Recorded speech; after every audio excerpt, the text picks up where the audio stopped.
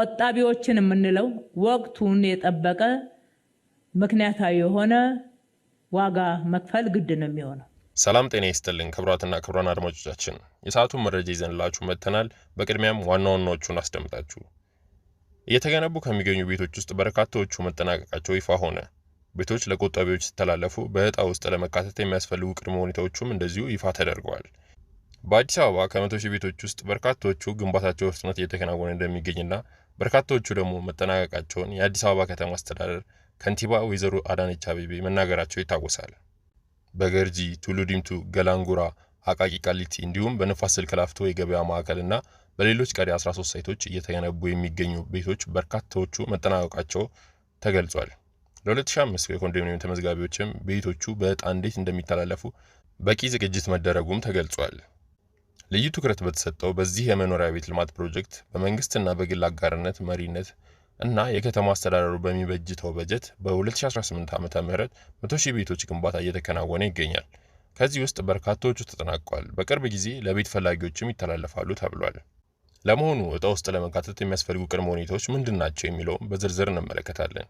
የኢትዮጵያ ንግድ ባንክ ከአዲስ አበባ ከተማ አስተዳደር ጋር በቂ ብድር ለማቅረብ በጋራ እየሰራ መሆኑን አስታውቋል። በከተማዋ ታሪክ ለመጀመሪያ ጊዜ ለቤቶች ግንባታ 27 ቢሊዮን ብር በጀት የከተማ አስተዳደር ማጽደቁን ከንቲባ አዳነች አቤቤ ከዚህ ቀደም መናገራቸው ይታወሳል። የኮንዶሚኒየም ግንባታ ዕጣ አወጣጥ፣ ማስተላለፍ፣ ዋጋ፣ ወርሃዊ ክፍያ መረጃዎችን እየተከታተልን መረጃውን ወደ እናንተ ስለምናደርስ ቻናሉን ሰብስክራይብ ብታደርጉ ቪዲዮ ስንለቅ በፍጥነት ለማግኘት ትችላላችሁ። እስከ መጨረሻው አብራችሁን ቆዩ። በቅድሚያ በአዲስ አበባ ከተማ እየተገነቡ የሚገኙ የመኖሪያ ቤቶች አስፈላጊውን መሰረተ ልማት የፋይናንስ አቅርቦት እንዲሟላላቸው ለማድረግ በቅንጅት እየተሰራ መሆኑ ተገለጸ። ከቤቶቹ ግንባታ ጎን ለጎን ደረጃውን የጠበቀ መሰረተ ልማት ተሟልተው እንዲገነቡ ለማስቻል እየተሰራ መሆኑን የቤቶች አስተዳደር አስታውቋል። በአዲስ አበባ ከተማ የቤት አቅርቦት ጥያቄ ለመመለስ ከተማ አስተዳደሩ በዘንድሮ በጀት ዓመት ብቻ 100 ሺህ ቤቶች ለመገንባት በትጋት እየሰራ ይገኛል።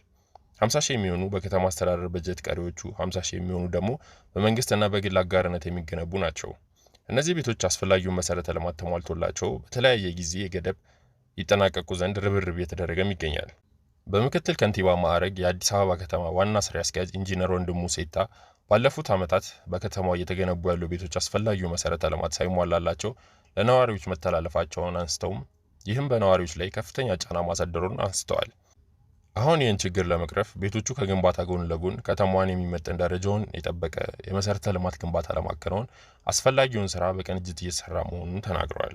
በምክትል ከንቲባ ማዕረግ የአዲስ አበባ ፋይናንስ ቢሮ ኃላፊው አብዱልቃድር ሬድዋን በበኩላቸው የፋይናንስ አቅርቦት እጥረት እንዳይኖር እና ቤቶቹ ግንባታቸው በተያዘለት ጊዜ እንዲጠናቀቅ አስፈላጊውን ድጋፍ እንደሚያደርግ ተናግረዋል።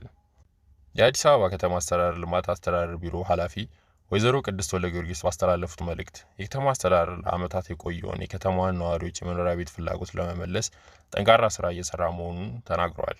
ኃላፊዋ አክለውም በከተማዋ አስተዳደር በመንግስት በጀት የሚገነቡ ቤቶች ሆነ ሌሎች የመሰረተ ልማት ችግሮች ለመቅረፍ ከባለድርሻ አካላት ጋር በቅንጅት እየሰራ መሆኑን ገልጸዋል። ቤቶቹ በ6 ወራት ውስጥ በፍጥነት በተቀመጠለት ጊዜ ለማጠናቀቅ በአመራሩ ልዩ ክትትልና ድጋፍ በልዩ ትኩረት እየተሰራ ይገኛልን ብለዋል። የአዲስ አበባ ቤቶች ልማት አስተዳደር እንዳለው ቀዳሚ አጀንዳው አቅርቦቱን በመጨመር የጋራ መኖሪያ ቤት በጥራት በፍጥነት መገንባትና ለህብረተሰቡ ተደራሽ ማድረግ ነው ብለዋል። ከለውጡ በፊት በርካቶች የቅሬታ ምንጭ ሆኖ የቆየው የቤቶች ልማት ፕሮግራም ሀገራዊ ለውጡን ተከትሎ በተሰሩ ስራዎች ቀድሞ የነበሩ ተጨማሪ ችግሮችንም ጭምር በመቅረፍ ባለፉት 5 ዓመታት ከ434 ሺህ በላይ መኖሪያ ቤቶች በመገንባት ህብረተሰቡን ተጠቃሚ ማድረግ ችሏልም ብለዋል። በዘንድሮ ዓመት በ2018 ዓ.ም የቤት ልማት አማራጭ አቅርቦት ፕሮግራም በመንግስት እንዲሁም በመንግስትና በግል አጋርነት ለመገንባት ከታቀደው ከ100 ሺህ ቤቶች 97 ሺህ በላይ መኖሪያ ቤቶች ከተማ አስተዳደሩ በሰጠው ልዩ ትኩረት በተሻሻሉ ዲዛይኖች አስፈላጊውን የመሰረተ ልማት ስራዎች በማካተት በጥራት በፍጥነት በአዳዲስ ግንባታ ቴክኖሎጂ በታገዘ መልክ በመገንባት ላይ ይገኛልም ብለዋል። ግንባታዎቹም በ18 ሳይቶች በፍጥነት እየተከናወነ ይገኛል። ከ97 ሺህ ቤት ግንባታዎች ውስጥ በርካታዎቹ ተጠናቀው መጠነኛ የውስጥ ስራዎች ብቻ ይቀርቷል ብለዋል።